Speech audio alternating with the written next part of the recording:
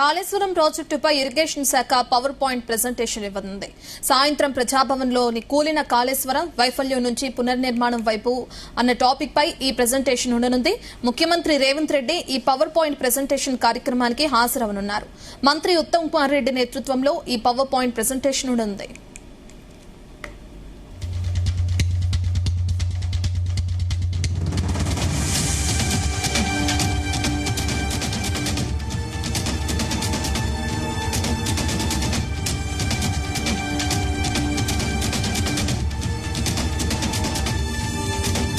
కాళేశ్వరం ప్రాజెక్టుపై ఇరిగేషన్ శాఖ power point presentation ఇవ్వనుంది. సాయంత్రం ప్రజాభవన్ లో కూలిన కాళేశ్వరం వైఫల్యం నుంచి పునర్నిర్మాణం వైపు అన్న టాపిక్ పై ఈ ప్రెజెంటేషన్ ఉండనుంది.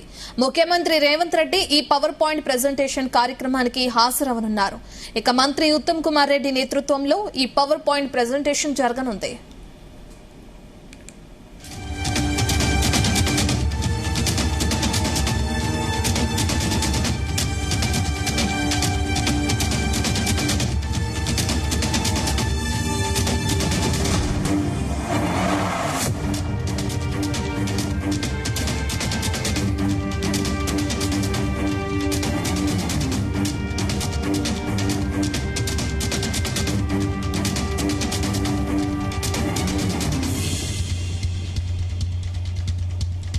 కాళేశ్వరం ప్రాజెక్టుపై ఇరిగేషన్ శాఖ పవర్ పాయింట్ ప్రెజెంటేషన్ ఇవ్వనుంది. సాయంత్రం ప్రజాభవన్ లో కూలిన కాళేశ్వరం వైఫల్యం నుంచి పునర్నిర్మాణం వైపు అన్న టాపిక్ పై ఈ ప్రెజెంటేషన్ ఉండనుంది. ముఖ్యమంత్రి రేవంత్ రెడ్డి ఈ పవర్ పాయింట్ ప్రెజెంటేషన్ కార్యక్రమానికి హాజరవనున్నారు. ఇక మంత్రి ఉత్తమ్ కుమార్ రెడ్డి నేతృత్వంలో ఈ పవర్ పాయింట్ ప్రెజెంటేషన్ జరగనుంది. దీనికి సంబంధించిన పూర్తి డీటెయిల్స్ అందించడానికి మా chief news coordinator Radhakrishna live లో జాయిన్ అవుతున్నారు. రాధాకృష్ణ, పవర్ పాయింట్ ప్రెజెంటేషన్ కి సంబంధించిన డీటెయిల్స్ ఏంటి? సాయంత్రం రేవంత్ తో పాటు ఇతరితర అధికారులు ఎవరెవరు హాజరవుతున్నారు? గుడ్ ఈవినింగ్ రత్న. గత 2 రోజులుగా కూడా రాష్ట్ర రాజకీయాలు కాళేశ్వరం ప్రాజెక్టు చుట్టూ తిరుగుతూ ఉన్నాయి. సో కాళేశ్వరం సంబంధించి ఇప్పుడు ప్రస్తుతం మొత్తంగా కూడా ఇటు అధికార పార్టీ కాంగ్రెస్ తో పాటు ప్రతిపక్ష పార్టీ బీఆర్ఎస్ పార్టీ మధ్య పెద్ద ఎత్తున ఒక మాటల యుద్ధం, దాంతో పాటు మొత్తం తెలంగాణ రాష్ట్ర రాజకీయాల్లోనే ఒక హాట్ గా మారింది. సో మొత్తం రసవత్తరంగా మారింది రాజకీయం. అయితే ప్రధానంగా ఒకవైపు ఎగువన ఉన్నటువంటి మహారాష్ట్ర, ఛత్తీస్గఢ్ లో పెద్ద ఎత్తున వర్షాలు పడతా ఉన్నాయి. ఈ నేపథ్యంలో నిన్న మనం చూసాం మహారాష్ట్రకు సంబంధించి ముంబై, పూణే లాంటి, నాసిక్ లాంటి ప్రాంతాల్లో దాదాపుగా 30 సెంటీమీటర్ల నుంచి 50 సెంటీమీటర్ల వైపుగా వర్షం పడిన పరిస్థితి. సో ఈ నేపథ్యంలో పెద్ద ఎత్తున ఎగువ నుంచి వరద వస్తుంది. గోదావరి దాదాపుగా ప్రతినిత్యం ఇప్పుడు కన్నెపల్లి పంప్ హౌస్ ఎప్పుడైతే మనకు ప్రతి ఏడు సగటున ఇప్పుడు అక్కడ గోదావరి నుంచి వాటర్ ను కన్నెపల్లి కాళేశ్వరం ప్రాజెక్టు ద్వారా వివిధ అవసరాల కోసం, ఎందుకంటే సాగునీటి అవసరాల కోసంతో పాటుగా హైదరాబాద్ లాంటి ప్రాంతాలకు తాగునీటి అవసరాల కోసం, అదేవిధంగా పరిశ్రమల కోసం ఈ కాళేశ్వరం ప్రాజెక్టు ద్వారా నీటిని మనం వాడుకుంటాం ఎత్తిపోతల ద్వారా. సో ఇప్పుడున్నటువంటి పరిస్థితుల్లో మొన్న రీసెంట్ గా కాంగ్రెస్ ప్రభుత్వం అధికారానికి వచ్చే దరిమిలా, అంటే ఎన్నికల ముందు గత అసెంబ్లీ ఎన్నికల సమయంలో ఒక్కసారిగా ఉన్నటువంటి మేడిగడ్డ ఆ బ్యారేజ్ కొంత డ్యామేజ్ అయింది. సో అక్కడ ఉన్నటువంటి కింద ఆ డ్యామేజ్ ధ్వంసమై కారణంగా కొంత గ్యాప్ వచ్చేసింది. సో అక్కడ ఉన్నటువంటి పగుళ్లు ఏర్పడ్డాయి. దీంతో మొత్తం ప్రాజెక్టుకి సంబంధించి కాళేశ్వరం ప్రాజెక్టు పైన పెద్ద ఎత్తున ఆరోపణలు, ఒకవైపు అధికార పార్టీ కాంగ్రెస్ తీవ్రంగా విమర్శలు, ఆరోపణలు పెంచింది. సో మొత్తం కాళేశ్వరం ప్రాజెక్టు సంబంధించి నిరుపయోగంగా మారింది.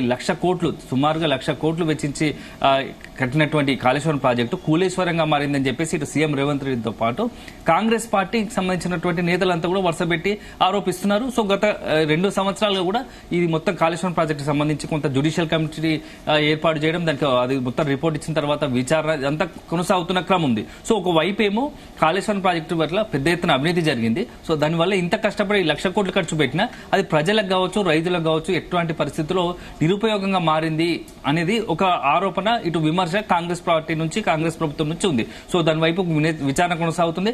అవసరమైతే సిబిఐ కూడా విచారించాలని చెప్పేసి రాష్ట్ర ప్రభుత్వం లేఖ కూడా రాసింది. సో ఇదొక అంశం. అయితే ఇప్పుడు తాజాగా ఎందుకు మరొకసారి కాళేశ్వరం ప్రాజెక్టు తెరపైకి వచ్చిందంటే, సో ఒకవైపు వర్షాకాలం, ఎందుకంటే మొత్తం దేశవ్యాప్తంగా కూడా ఎల్నినో పరిస్థితులు ఉండబోతున్నాయని చేస్తున్నారు. సో మొత్తం కరువు వచ్చే పరిస్థితులు దేశవ్యాప్తంగా.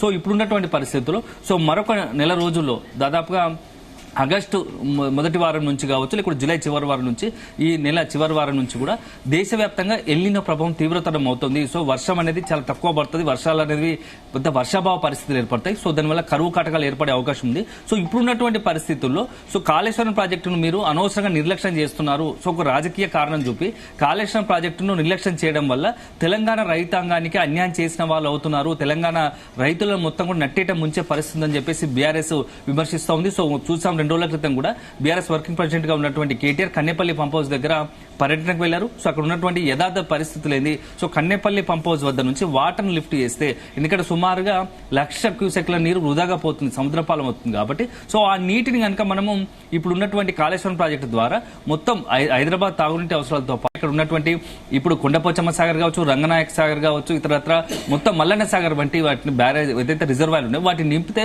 అది భవిష్యత్తులో మన కరువు కాటకాలు ఏర్పడ్డా సో కొంత రైతాంగానికి ఇప్పటికీ ఉన్నటువంటి పరిస్థితుల్లో వ్యవసాయానికి నీరు అందించినట్టు అవుతాం. సో మిగతా ప్రాంతాలతో పోలిస్తే, మిగతా చోటుతో పోలిస్తే కనీసం ఉత్తర తెలంగాణకు కొంత నీళ్లు దొరుకుతాయి. సో పంటలకు రైతులకు కొంత మనం అండగా నిలబడినట్టు ఉంటుంది అనేది ఒక ఆలోచన, ఒక ప్రతిపాదన తెరపైకి తీసుకొస్తుంది. సో మీరు రాజకీయ కారణం చూపకుండా ఇప్పుడున్నటువంటి పరిస్థితుల్లో ఈ కన్నెపల్లి పంప్ హౌస్ ద్వారా కొంత నీటిని లిఫ్ట్ చేసి మొత్తంగా కూడా ఉత్తర తెలంగాణకు రైతాంగానికి అదేవిధంగా హైదరాబాద్ సమస్య తాగునీటి సమస్యను మనం బయటపడేయచ్చు, దానికి అవకాశం ఉంది. కాబట్టి మీరు నిర్లక్ష్యం చేయకుండా వెంటనే కన్నెపల్లి పంప్ హౌస్ ద్వారా నీటిని సాగునీటి కోసం కావచ్చు రైతాంగానికి నీటిని అందించండి అని చెప్పేసి బీఆర్ఎస్ కొద్దిగా ఒత్తిడి తీసుకొచ్చే ప్రయత్నం చేస్తుంది. సో వరుసపెట్టి ఆయా జిల్లాలో ఉత్తర తెలంగాణతో పాటు పలు జిల్లాల్లో కూడా ఒక రకంగా ఆందోళన కార్యక్రమాలు కూడా శ్రీకారం చుట్టబోతుంది. సో ఒక అడుగు ముందుకేసి నిన్న నుంచి అది మొత్తం పొలిటికల్ గా కొంత రాజకీయంగా పొలిటికల్ గా తీసుకుంది.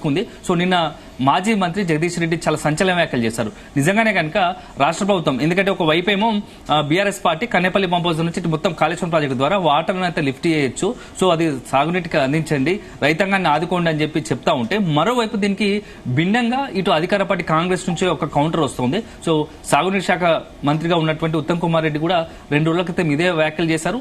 సో మీరు చెప్తున్నట్టుగా కొన్ని పరిమితులు ఉంటాయి, దేనికైనా పరిమితులు ఉంటాయి. సో మీరు అన్నట్టుగా ఎంత ఈజీ ప్రాసెస్ కాదు అది, ఎందుకంటే ఆల్రెడీ మేడిగడ్డ బ్యారేజ్ డ్యామేజ్ వల్ల సో ఎన్డీఎస్సీ అక్కడికి వచ్చి మొత్తంగా పరిశీలించిన తర్వాత ఒక రిపోర్ట్ ఇచ్చింది.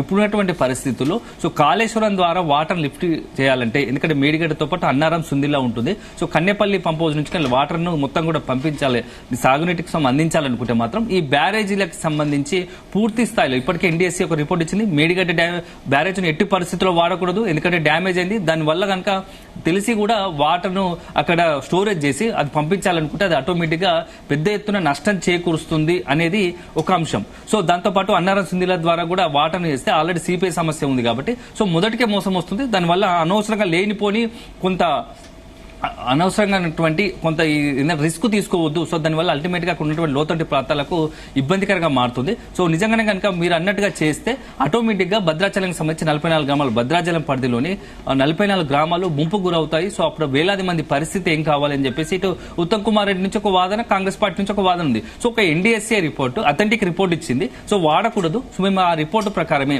ఎందుకంటే కేంద్రం సంబంధించినట్టు ఆధ్వర్యంలో ఉన్నటువంటి ఎన్డీఎస్సీ ఇచ్చినటువంటి నేషనల్ డ్యామ్ సేఫ్ అథారిటీకి సంబంధించినటువంటి వాళ్ళు ఇచ్చిన రిపోర్ట్ ఆధారంగానే మేము చర్యలు తీసుకుంటున్నాము, దాన్ని బట్టి మేము ఫాలో అవుతున్నాము.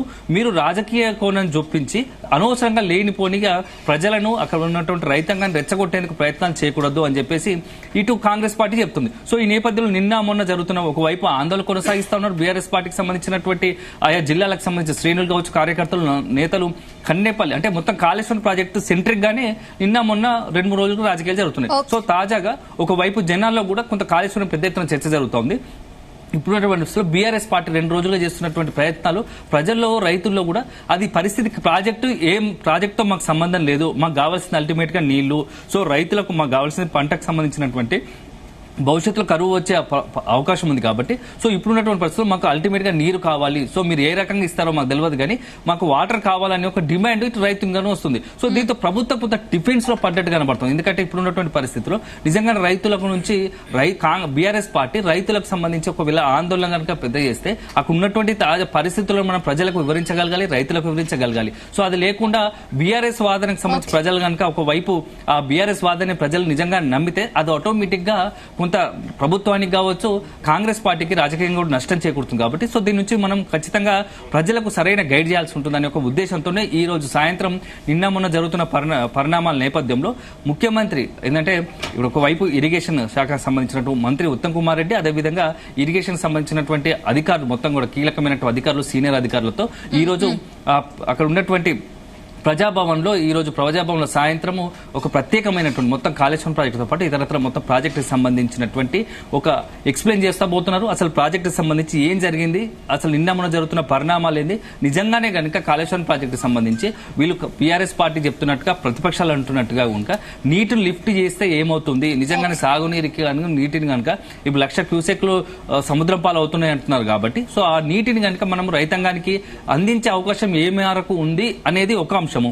సరే ఇయ్యొచ్చా ఇప్పుడు ఎందుకంటే మేడిగడ్డ డ్యామేజ్ అయిందని చెప్పేసి ఎన్డీఎస్సీ రిపోర్ట్లు ఉంది. సో దాంతో పాటుగా అన్నారం సుందిల్లా ఉన్న 2 ప్రాజెక్టు సంబంధించి సిపిఎస్ సమస్య ఉంది అంటున్నారు. సో వాటి ప్రస్తుత పరిస్థితి ఏంది, నిజంగానే ఒకవైపు ఒత్తిడి పెరుగుతున్న వాటర్ నీటిని సాగునీటిని అందించే అవకాశాలు ఏ మేరకు ఉన్నాయి అనేది ఒక అంశం అయితే సో బీఆర్ఎస్ కి సంబంధించి చేస్తున్నటువంటి వాదన ఎంతవరకు సమంజసమైంది. సో ప్రభుత్వాన్ని బదనాం చేసే విధంగా అంటే కాంగ్రెస్ పార్టీ తరఫున కాంగ్రెస్ పార్టీ చెప్తుంది ఏంటంటే ప్రభుత్వాన్ని బదనాం చేసేగా ప్రభుత్వాన్ని కారణం చేసే విధంగా ఒక అంశాన్ని తెరపైకి తీసుకొచ్చి మొత్తంగా ప్రజల్లో లేనిపోని ఒక అపోహలు తెలంగాణ రైతాంగానికి సంబంధించిన అపోహలు సృష్టించేందుకు బీఆర్ఎస్ ప్రయత్నాలు చేస్తూ ఉంది అనేది కాంగ్రెస్ వాదన. సో ఈ నేపథ్యంలో మొత్తంగా కూడా ఈ ప్రజెంటేషన్ సంబంధించి చాలా ఆసక్తిగా మారింది. ఈ ప్రజెంటేషన్ లో అసలు అధికారులు కావచ్చు మంత్రి ఉత్తమ్ కుమార్ రెడ్డి ఏం చెప్పబోతున్నారు, ఎలా అధికారులు ఏం ఎక్స్ప్లెయిన్ చేయబోతున్నారు, సో మొత్తం ఈ యొక్క కాళేశ్వరం ప్రాజెక్టు సంబంధించినటువంటి కన్నెపల్లి పంప్ హౌస్ ద్వారా సాగునీటికి సంబంధించి నీటిని కావచ్చు లిఫ్ట్ చేయడానికి అదేవిధంగా నీటిని మొత్తంగా ఎత్తిపోతల పథకం ద్వారా దానికి మొత్తంగా నీటిని అందించడానికి ఏ మేరకు మనము పనిచేయాల్సి ఉంటుంది, అవకాశం ఉందా లేదా అనే అంశాలపై చర్చిస్తూనే మరోవైపు బీఆర్ఎస్ చేస్తున్నటువంటి వాటి ప్రకటనలకు తిప్పికొట్టేందుకు కూడా అన్ని రకాలుగా ప్రయత్నం చేస్తున్నట్టు తెలుస్తుంది. సో దీనికి సీఎం రేవంత్ రెడ్డి కూడా ముఖ్య సంబంధించి అతిథిగా హాజరు కాబోతున్నారు. సో సీఎం రేవంత్ రెడ్డి ఏం మాట్లాడబోతున్నారు అనేది కూడా చాలా ఆసక్తిగా మారింది. ఒకవైపు రాజకీయంగా కూడా ఇప్పుడు సంచలనంగా మారుతుంది కాళేశ్వరం ప్రాజెక్టుకి సంబంధించి. ఒకవైపు ఏమో 2 పార్టీలు ఒకరిపై ఒకరు దుమ్మెత్తి పోసుకుంటున్నారు. సో దీనికి తోడు కొంతమంది కీలకంగా రైట్ థ్యాంక్ యూ రాధాకృష్ణ.